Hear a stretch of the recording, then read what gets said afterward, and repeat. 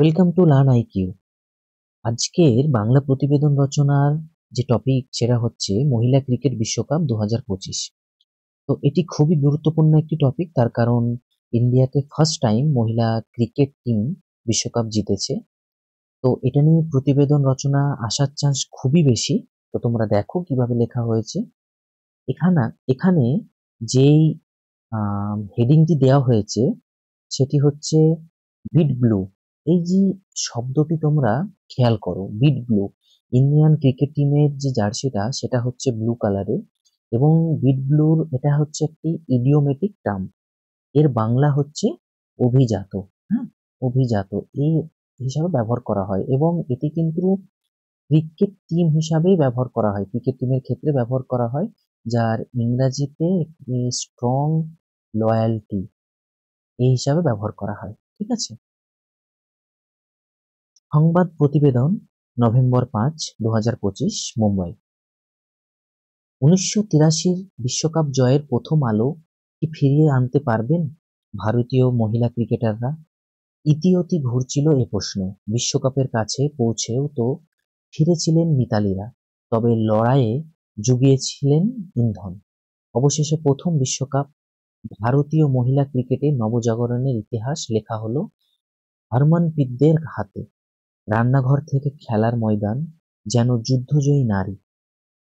এই জয় শুধু একটি ট্রফি নয়, এটি নারীর আত্মবিশ্বাস, অধ্যবসায় ও স্বপ্ন পূরণের প্রতীক। এইভাবে খুব গুছিয়ে সুন্দরভাবে লেখার চেষ্টা করা হয়েছে। এখানে যেই দেখো ইতি অতি, এই প্রশ্নটা মানে এই ওয়ার্ডটি এইভাবে ব্যবহার করা হয়েছে এখান সেখান। তো এটি একটি লোকাল ল্যাঙ্গুয়েজ। হ্যাঁ, এটা কিন্তু নিউজ পেপারে ইউজ করা হয়, এবং সেখান থেকেই কিন্তু আমি লিখেছি। নেক্সট দেখো, অবশেষে তৃতীয়বারের চেষ্টায় সাপমুক্তি ভারতের। ঘরের মাঠে বিশ্ব চ্যাম্পিয়ন হলো তারা। ফাইনালে দক্ষিণ আফ্রিকাকে 52 রানে হারালো ভারত।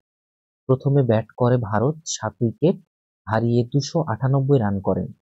জবাবে 45.3 ওভারে 246 রানে অল আউট হয়ে যায় দক্ষিণ আফ্রিকা।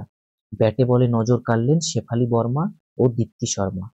এই দুই ক্রিকেটারদের দাপটে ট্রফি তুললেন হরমনপ্রীতেরা। বাংলার রিচা ঘোষ 24 বলে 34 রানের মহাকাব্যিক ইনিংস খেলেন তিনি।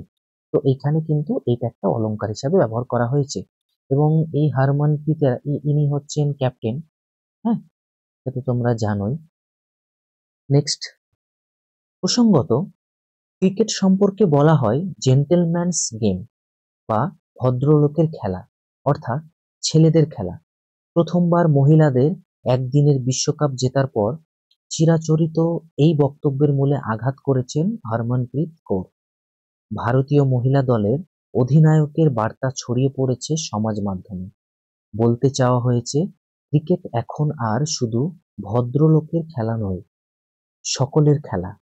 তো এটা খুব বিতর্কিত বিষয়। মানে কিছুদিন আগে ইনস্টাগ্রামে জেতার পর হরমনপ্রীত একটি ছবি শেয়ার করে, যেখানে এইটা ইংরেজিতে লেখা হয়েছিল, ওর টি শার্টের পেছনে কিন্তু এটা লেখা ছিল। ঠিক আছে, একটু কমা হবে। নেক্সট প্যারা দেখো, ভারতীয় দলের এই জয়ে কোচ অমল মজুমদারের ভূমিকায় প্রশংসায় অধিনায়ক হরমনপ্রীত কৌর ভারতীয় সমাজের অর্ধেক বয়স থেকে মেয়েদের বিয়ে না হওয়াকে অপরাধ বলে মনে করে। যে মেয়েরা স্বপ্ন দেখতে পেল না, কিংবা কখনো স্বপ্ন দেখতে জানলই না, যে মেয়েরা, তাদের সামনে মেডেল হাতে জ্বলজ্বল করে উঠেছে জেমিমা রড্রিগস। মেয়ে জন্মের কারণে কুড়িয়ে নেয়া এই সব অসম্মানের উল্টো দিকে বিশ্বজয় করে মেয়েদের সম্মান ছিনিয়ে নেওয়ার ছবিটা কি প্রবল আলোর? এখানে একটি প্রশ্ন তুলে দেওয়া হয়েছে, যেখানে সমাজ ব্যবস্থার বর্তমান এবং প্রাচীন প্রথা থেকেই চলে আসছে। তো এখানে জেমিমা রড্রিগস ইনি প্রচন্ড স্ট্রাগল করে কিন্তু আজকে এই জায়গায় পৌঁছেছেন। হ্যাঁ, ইনি খ্রিস্টান ধর্মাবলম্বী। তো ইনার বাবার একটি জিমখানা ক্লাব বিতর্ক বলে একটি মানে বিতর্ক হয়েছিল। হ্যাঁ, জিমখানা ক্লাব বিতর্ক বলে একটি বিতর্ক হয়েছিল, যেখানে ওনার বাবা কিন্তু ওই ক্লাবে ধর্মীয় কিছু সভার আয়োজন করেছিলেন। পরে জানা যায় সেটা ধর্মীয় সভা ছিল না। তো এইখানে কিন্তু জেমিমা রড্রিগসকে ওই ক্রিকেট ক্লাব থেকে কিন্তু পার্মানেন্ট ভাবে বহিষ্কার করা হয়েছিল। তো সেখান থেকে অনেক উত্থান পতন। তো এইভাবে উনি কিন্তু প্রচন্ড স্ট্রাগল করে আবার সেই টিমে কিন্তু ক্রিকেট টিমে কিন্তু অংশগ্রহণ করেন। যাই হোক, সেটা আলাদা বিষয়। নেক্সট প্যারা দেখো, যেটা উপসংহার।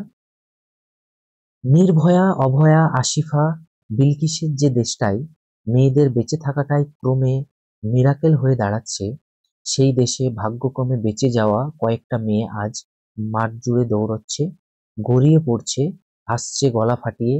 বেঁচে থাকার এই প্রবল উদযাপনে দেখি মারের মুখের উপর দিয়ে ফুটে উঠেছে ফুল। হেরে যাওয়া, হারিয়ে যাওয়া, মরে যাওয়া মেয়েরা কিংবা সেই মুছে যাওয়ার সাক্ষী হয়ে থাকে মেয়েদের কাছে এই ফুলের জন্ম, স্বস্তির, সুখের ও বিশ্বতৃপ্তি। এইভাবে কিছু অলংকার ইউজ করা হয়েছে এবং উপসংহারটা টানা হয়েছে। তো তোমরা চেষ্টা করো এইভাবে লেখার। তোমরা এটাকে আরো সংযোজন করতে পারো, আরো ভালো করতে পারো। ঠিক আছে? তো এই হচ্ছে আমার চ্যানেল লার্ন আইকিউ। আমি তোমাদের খুব কারেন্ট টপিক নিয়ে রেগুলার প্রতিবেদন রচনা নিয়ে আসছি। তো তোমরা আমার চ্যানেলটিকে প্লিজ সাবস্ক্রাইব করো এবং ভালো লাগলে অবশ্যই লাইক করো আর বন্ধুদের সঙ্গে পারলে শেয়ার করো। হ্যাঁ, থ্যাংক ইউ।